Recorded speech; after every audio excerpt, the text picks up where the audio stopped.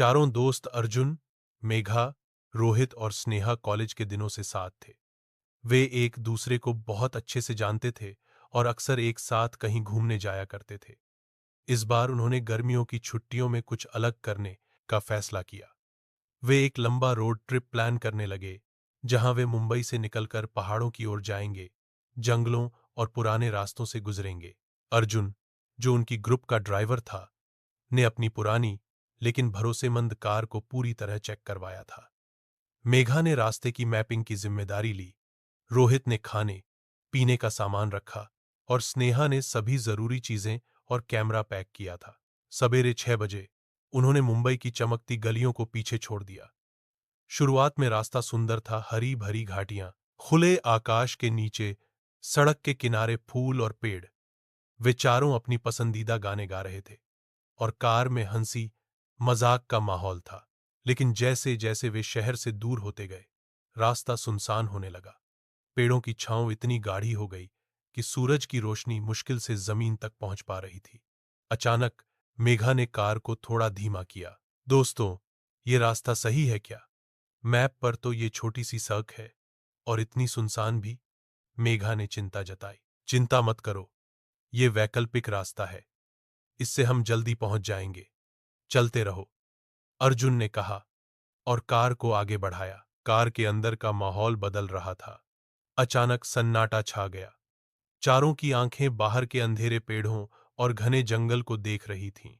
तभी दूर से अचानक से कुछ चमकता हुआ दिखा। क्या वो लाइट है? रोहित ने पूछा। शायद किसी घर की, स्नेहा ने कहा। पर जैसे ही वे उस दिशा की तरफ बढ़े, लाइट गायब हो गई। कार की हेडलाइट से रास्ता चमक रहा था, लेकिन चारों को ऐसा लग रहा था कि किसी अनजानी नजर उन्हें देख रही है। अर्जुन ने अपना दिल मजबूत किया और कार की गति बढ़ा दी। रात करीब 9 बज रहे थे जब अचानक कार का इंजन बंद हो गया। अर्जुन ने कई बार चाबी घुमाई, लेकिन कार स्टार्ट नहीं हुई। चारों घबरा गए। मोबाइल में नेटवर्क भी नहीं था। हम यहां फंस गए हैं, मेघा ने धीरे से कहा। तभी दूर से एक काली परछाई दिखी, जो पेड़ों के बीच से निकल रही थी।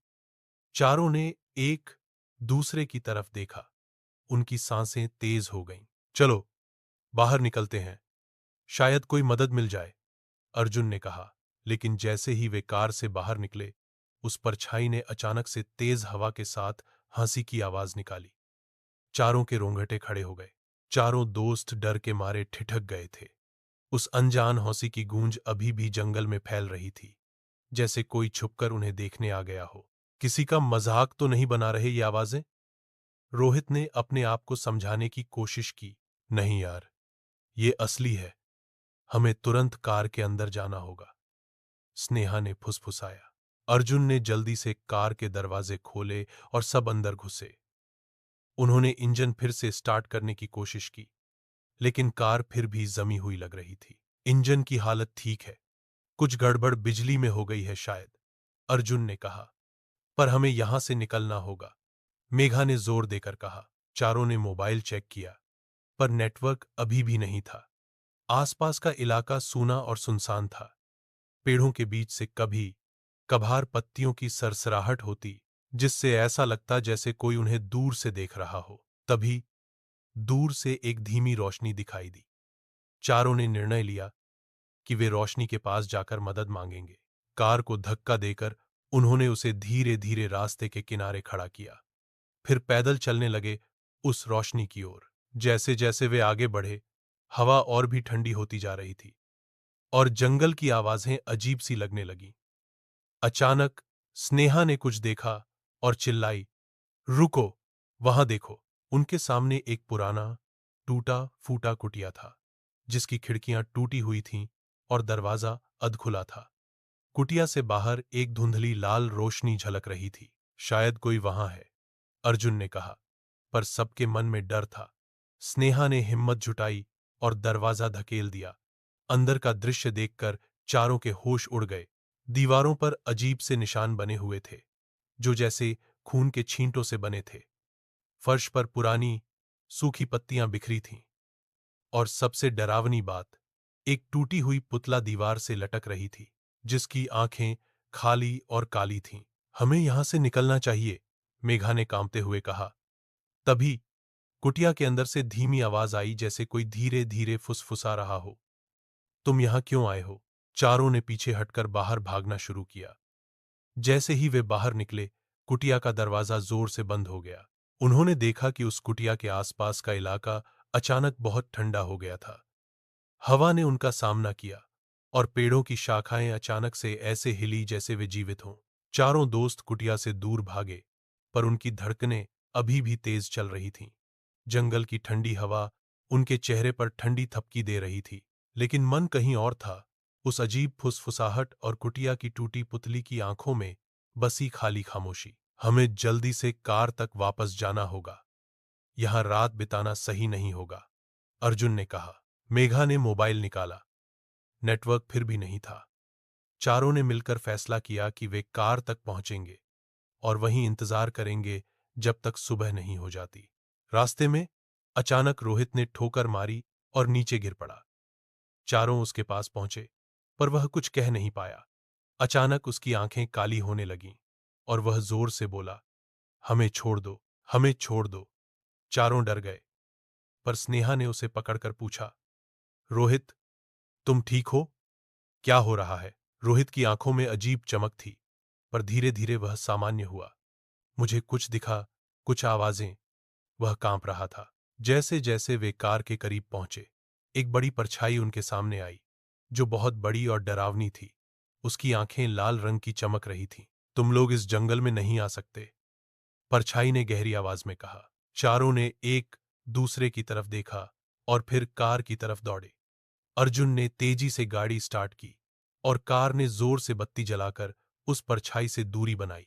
रास्ते में कार का रेडियो अचानक से चालू हो गया और एक पुरानी आवाज सुनाई दी, इस जंगल में जो भी आता है वह वापस नहीं लौटता। चारों ने डर के मारे अपनी सीट बेल्ट कस ली। कार की रेडियो से जो आवाज आ रही थी, उसके शब्द चारों दोस्तों के दिल में गूंज रहे थे। इस जंगल में जो भी आता है वह वापस नहीं लौटता। अर्जुन ने कार की स्पीड बढ़ा दी, पर रास्ता अचानक और भी घना हो गया। पेड़ों की शाखाएं मानो उन्हें रोकने के लिए आगे बढ़ रही हों। मुझे लगता है ये परछाई हमें किसी पुराने राज से जोड़ती है, मेघा ने कहा, अपनी आवाज में डर के साथ। शायद ये किसी पुरानी कहानी या श्राप का हिस्सा है, स्नेहा ने जोड़ा। रोहित ने कंप्यूटर से खोज करने की बात की, लेकिन नेटवर्क की कमी ने उन्हें रोक दिया। वे सभी अब जंगल की अंधेरी सच्चाई के करीब थे। तभी उनकी कार अचानक रुक गई। अर्जुन ने फिर से स्टार्ट करने की कोशिश की, पर कार फेल हो गई। चारों ने महसूस किया कि अब बाहर निकलने के अलावा कोई रास्ता नहीं बचा। उन्होंने कार के बाहर निकलकर चारों ओर देखा। एक पुरानी कब्र दिखाई दी, जिस पर खंडित अक्षरों में लिखा था, यहां सोता है वह जिसने इस जंगल को श्रापित किया। यहां से हमें जल्दी निकलना होगा, अर्जुन ने कहा। तभी एक बूढ़ा आदमी उनकी तरफ बढ़ता हुआ दिखाई दिया।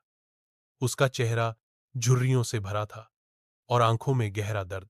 तुम यहां क्यों आए हो? बूढ़े ने पूछा। चारों ने पूरी कहानी बताई। बूढ़ा आदमी बोला, यह जंगल एक प्राचीन श्राप से भरा है। जो भी यहां आता है वह परछाई बन जाता है। तुम्हें भागना होगा। बूढ़े आदमी की चेतावनी से चारों के दिलों में डर और भी बढ़ गया था। जंगल की ठंडी हवा में उसकी आवाज गूंज रही थी, जो इस जंगल में फंसे वो वापस नहीं आता। हमें जल्दी से निकलना होगा, अर्जुन ने कहा। लेकिन ये तो पूरी तरह से अंधेरा है। मैं तुम्हें एक रास्ता बताता हूं, बूढ़े ने कहा, पर ध्यान रखना, ये रास्ता आसान नहीं होगा। तुम्हें अपनी हिम्मत और एक दूसरे पर भरोसा रखना होगा। चारों ने ठानी, वे किसी भी हाल में इस जगह से बाहर निकलेंगे। बूढ़े ने एक पुराना मशाल दी और बताया कि उन्हें मशाल की रोशनी से आगे बढ़ना होगा, क्योंकि जंगल के अंदर अंधेरे में छुपी परछाइयां सिर्फ उसी रोशनी से दूर रहती हैं। चारों ने मशाल जलाई और धीरे धीरे उस घने जंगल की ओर बढ़ने लगे। हर कदम पर पेड़ों की शाखाएं जैसे हाथ बढ़ा रही हों। दूर दूर से अजीब आवाजें आ रही थीं, मानो कोई उनका पीछा कर रहा हो। डरो मत, मेघा ने कहा, हम साथ हैं। लेकिन तभी अचानक से मशाल की लौ धीरे धीरे बुझने लगी। चारों ने तेजी से कोशिश की, लेकिन जंगल का अंधेरा तेजी से बढ़ रहा था। परछाइयों की आकृतियां चारों के आसपास घूमने लगीं। अर्जुन ने गहरी सांस ली और कहा, हमें अपनी हिम्मत को नहीं खोना है। उसी वक्त स्नेहा ने दूर एक हल्की रोशनी देखी।